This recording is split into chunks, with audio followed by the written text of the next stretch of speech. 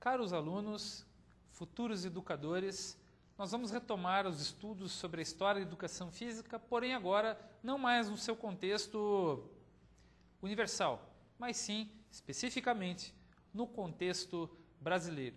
Para isso, temos como objetivos ou descritores, primeiro, informar as principais bibliografias relativas à educação física no nosso contexto brasileiro. E também informar vocês sobre a necessidade de um aprofundamento nos conhecimentos sobre a disciplina Educação Física no âmbito escolar. Muito bem. A educação física no Brasil, sua origem, ela foi introduzida oficialmente ainda no período imperial. Poucas pessoas sabem disso. Em algumas escolas públicas, e atualmente, ela é componente curricular obrigatório da educação básica, inclusive presente na Lei de Diretrizes e Bases da Educação, a LDB, publicada no ano de 1996. Mas, vejam só, a história da educação física no Brasil, oficialmente, começa então pela sua via, ou melhor dizendo, com uma veia pedagógica.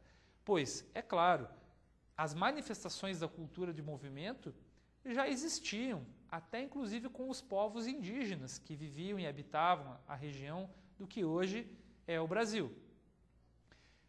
Eles caçavam, dançavam, enfim, faziam várias e várias atividades relacionadas às culturas de movimento. Pois isso, independe de haver uma educação física estruturada como disciplina.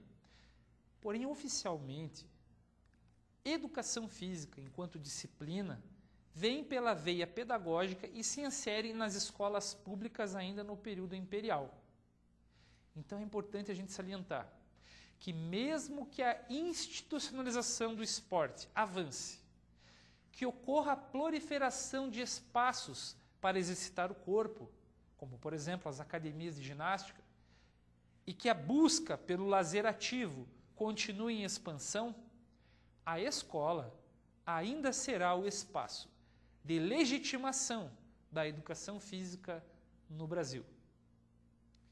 E nesse sentido, é importante a gente retratar que a educação física no Brasil, enquanto institucionalização, ela começa com a ideia de eugenia da raça, muito influenciada pela antropologia alemã do século XIX.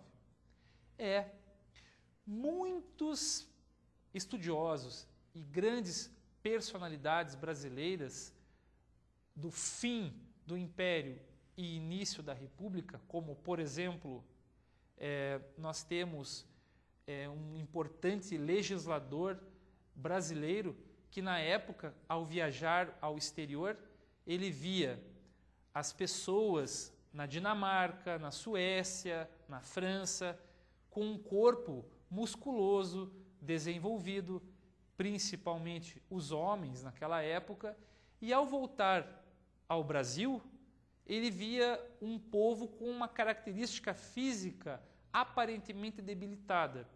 Querem saber quem é esse legislador? Rui Barbosa, um personagem importante da história brasileira, um legislador célebre, e ele, ao fazer essas viagens, quando retornava, percebia a necessidade do Brasil pensar um projeto de raça brasileira. Por isso se chamava de eugenia. Havia uma necessidade, então, segundo esse pensador, de que o povo brasileiro passasse também a cultuar o corpo, assim como já faziam os europeus através dos seus métodos ginásticos. Mas ao passo de que havia uma preocupação com a eugenia da raça, também ele percebia que havia um aspecto de higiene corporal, que as atividades ginásticas praticadas na América do Norte, na Europa e mesmo em alguns países do Oriente, elas davam conta de, através do exercício físico, cultuar a saúde. A famosa expressão mente sã e corpo são, que também se valia já nessa época. Porém, com essa preocupação de eugenia e de higiene, foi defendido a vinda da educação física não somente para acontecer no ambiente escolar, mas para acontecer nos ambientes fora da escola, como, por exemplo, nos estádios, nas academias, etc. No entanto, as primeiras instituições no Brasil a receberem a educação física e também as primeiras escolas de formação de instrutores de educação física foram as academias militares. O que aconteceu com isso? Toda aquela disciplina, aquele rigor típico das escolas militares também passaram para a realidade das aulas de educação física escolar, notadamente naquele período primordial da inclusão e o desenvolvimento das aulas de educação física em várias escolas foi muito pautado na condição de uma aula extremamente rígida, baseada em exercícios calistênicos, onde as pessoas muitas vezes tinham uma característica do desenvolvimento de uma aula muitas vezes maçante, baseada no esforço físico. E essa tendência militarista na educação física fez com que muitas pessoas desenvolvessem um certo desgosto pela aula de educação física desenvolvida nas escolas. É claro, a atitude do professor era como se fosse um comandante dentro do exército. Apesar de haver alguns benefícios da prática de atividade física, mesmo nessa característica por base de vozes de comando, ainda assim, em termos educacionais, deveríamos pensar num avanço. E esse avanço aconteceu. No período pós-guerra, na Segunda Guerra Mundial, e também as influências de um educador norte-americano chamado John Dewey, muitas e muitas atividades começaram a ser repensadas em termos educacionais e, não obstante, em termos de educação física escolar. Temos no Brasil as ideias de uma pedagogia libertadora de Paulo Freire, que também, no contexto da educação de jovens e adultos, passa a influenciar também muitos professores que passaram a atuar na educação física de uma forma um pouco diferente daquela proposta militarista que prevaleceu no início do século XX. Mas, mesmo com esse período pós-guerra, com um pensamento mais, vamos dizer assim, pedagógico para a educação e também, por extensão, para a educação física, nós tivemos, com o regime militar, ou melhor dizendo, o golpe militar de 1964, nós tivemos um redirecionamento para uma educação física esportivista voltada ao desenvolvimento do esporte enquanto propaganda do regime governamental. E com essa ideia de utilizar os ícones do esporte como propaganda de um governo que dava certo dentro do Brasil, nós tivemos vários exemplos, como, por exemplo, durante a Copa do Mundo de 70, no México, onde nós tivemos uma constelação de craques brasileiros do futebol, como Pelé, Rivelino, Tostão, pessoas que formaram uma constelação de craques do futebol e que fizeram, na década de 70, uma propaganda do regime militar brasileiro. E isso não aconteceu só no Brasil. A Argentina sediou a Copa do Mundo nesse período e também estava no regime militar. Então, os regimes militares da América do Sul utilizavam o esporte como propaganda, ferramenta governamental. E o tecnicismo prevaleceu como concepção pedagógica, ou seja, as aulas eram voltadas ao ensino técnico específico dos gestos. Então, muitas pessoas que estudaram nos anos 70, nos anos 80, em instituições de ensino e tiveram as chamadas aulas de educação física, tiveram professores que eram muito atentos ao gesto técnico correto. Por exemplo, no futebol, o passe certo, o chute que era certo, o arremesso do basquete que era considerado correto. Essas características prevaleceram na educação física e, acreditem, pasmem, ainda hoje prevalece na maioria das escolas brasileiras. É por isso que, na cultura de movimento, no estudo da educação física e da história da educação física no Brasil, se fala muito num esporte na escola. Ou seja, essa ideia do esporte como propaganda governamental do regime militar fez com que os militares tentassem popularizar o esporte nas instituições escolares a título de tentar selecionar talentos esportivos que pudessem representar o Brasil em competições internacionais.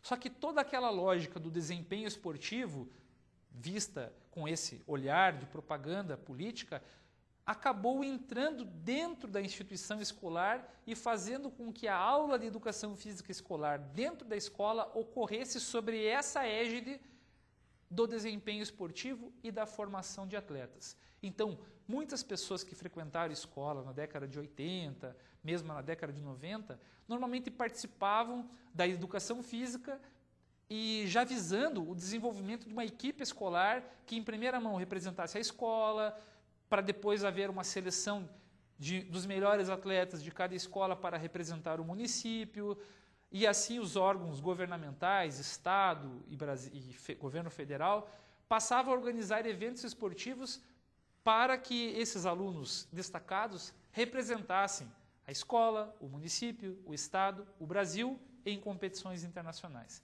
Então essa foi a lógica que prevaleceu durante muito tempo. Logo, o esporte, ou melhor, a esportivização, fez crescer uma elite esportiva em detrimento de muitos que, quando não tinham a oportunidade de participar desse esporte na escola, acabavam perdendo o gosto pela prática. Hoje nós temos um número expressivo de pessoas sedentárias no Brasil, pois elas foram, em certa maneira, vítimas de um processo de elitização do esporte que fez poucos terem acesso a esse mundo fascinante do esporte e muitos não terem condições sequer de praticar o esporte.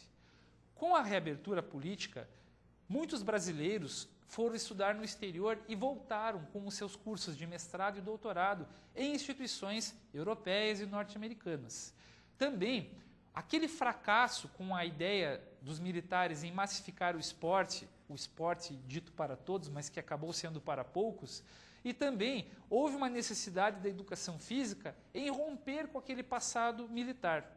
Bem, instalou-se uma crise de identidade na educação física brasileira. E quem diz isso é o autor célebre Castellani Filho, no seu livro A História da Educação Física no Brasil, a História que Não Se Conta.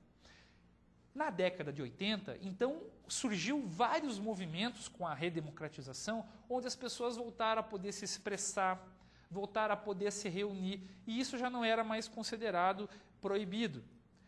E com isso, surgiram vários movimentos dentro da educação física, inclusive na educação física escolar, e também fora dela. Então nós chamamos isso de novos horizontes. Aquele momento de crise, em não saber mais o que fazer, surgiu a necessidade de várias outras coisas. E aí surgiu a ideia do lazer descompromissado.